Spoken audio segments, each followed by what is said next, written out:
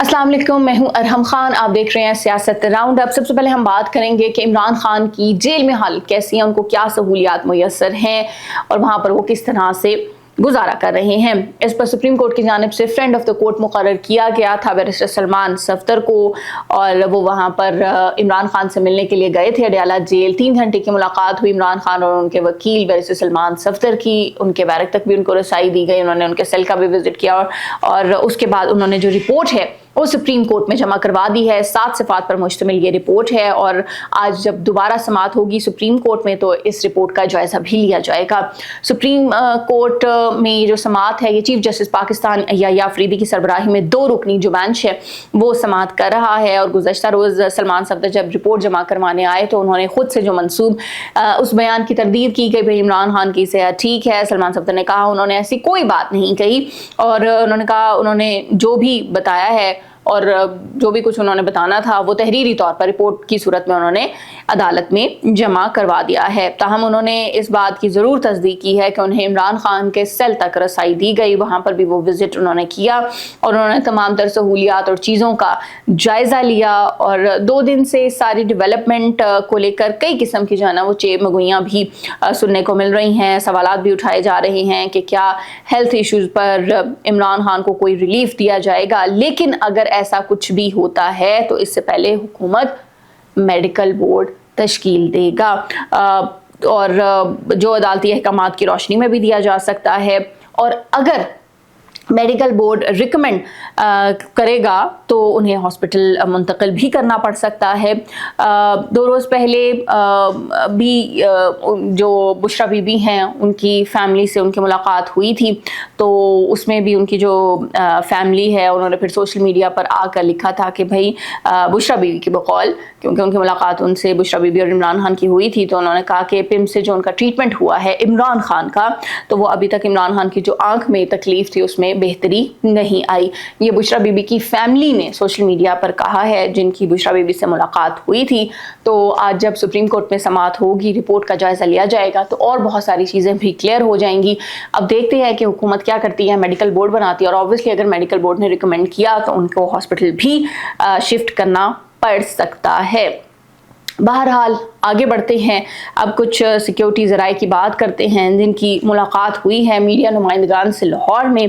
पहले भी एक मुलाकात हुई थी इधर और अब की बार जो है वो लाहौर में मुलाकात हुई है। ये बहुत इंपॉर्टेंट मुलाकात थी और इसके अंदर ये जो है सिक्योरिटी ज़राए की जानिब से कहा गया है कि कानूनी और कोर्ट केसेस और इससे जुड़े तमाम जो मामलात का फ़ैसला है वो आइन और कानून के मुताबिक अदालतों ने करना है। ये भी कहा गया है कि बातचीत तमाम जो सियासी जमातें हैं उनका इस्तेहकाक है और सियासत से फ़ौज का कुछ भी लेना देना नहीं है।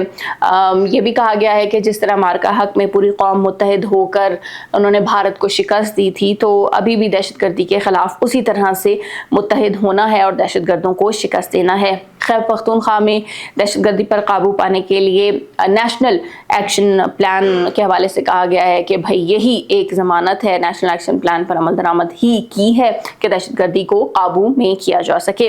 इसके अलावा खैबर पख्तूनख्वा में जो इजलास हुए हैं, जो मीटिंग्स हुई हैं बहुत इंपॉर्टेंट, जिसके अंदर कोर कमांडर और वज़ीर आला खैबर पख्तूनख्वा और वफाकी वज़ीर दाखिला मोहसिन नकवी वो भी शरीक थे, तो उसको खुशाइंद कहा गया है सिक्योरिटी ज़राए की जानिब से। और ये कहा जा रहा है कि भाई पाकिस्तान में फितनाल ख्वारिज और फितनाल हिंदुस्तान के ख़ात्मे के लिए पूरी कौम को मुत्तहिद होना होगा।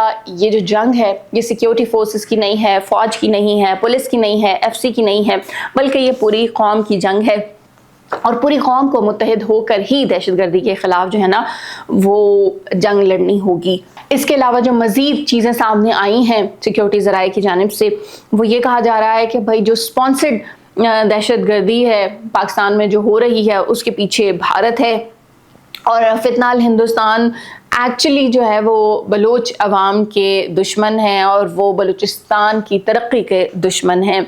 और जो इस्लामाबाद में इमाम बारगाह में तरलई में ब्लास्ट हुआ उस हवाले से भी कहा गया कि वो जो दहशतगर्द था वो अफ़गानिस्तान से ट्रेनिंग ले रहा था। तो बहुत क्लैरिटी के साथ ये बात कह दी गई है कि भाई पूरी कौम जिस तरह मार्का हक में मुत्तहिद हुई थी उसी तरह से हमें दहशतगर्दों के ख़िलाफ़, दहशतगर्दी के ख़िलाफ़ भी मुत्तहिद होने की ज़रूरत है और तभी जो है ना वो अमन मुमकिन हो सकता है।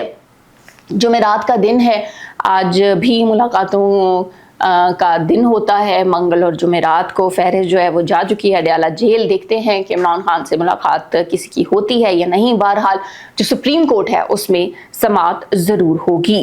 آخر میں اب ایک افسوسناک واقعہ جو پیش آیا ڈیرہ اسماعیل خان میں، اس کا ذکر کرتے ہیں۔ ڈیرہ اسماعیل خان کا تھانہ شہید نواب خان کی حدود واڈا بند میں سرچ آپریشن کے دوران دہشت گردوں نے پولیس پارٹی پر حملہ کر دیا، اور پولیس کے مطابق حملہ ٹی ٹی پی کے ٹیپو گل مروت گروپ سے تعلق رکھنے والے مسلح افراد نے کیا، جس کے بعد دونوں جانب سے شدید جو فائرنگ کا تبادلہ ہوا، اور فائرنگ کے نتیجے میں ایس ایچ او فہیم ممتاز خان مروت سمیت جو 4 پولیس اہلکار تھے وہ شہید ہو گئے، جن میں کانسٹیبل عرفان خان، غلام سجانی اور وجاہت جو ہیں وہ شامل ہیں۔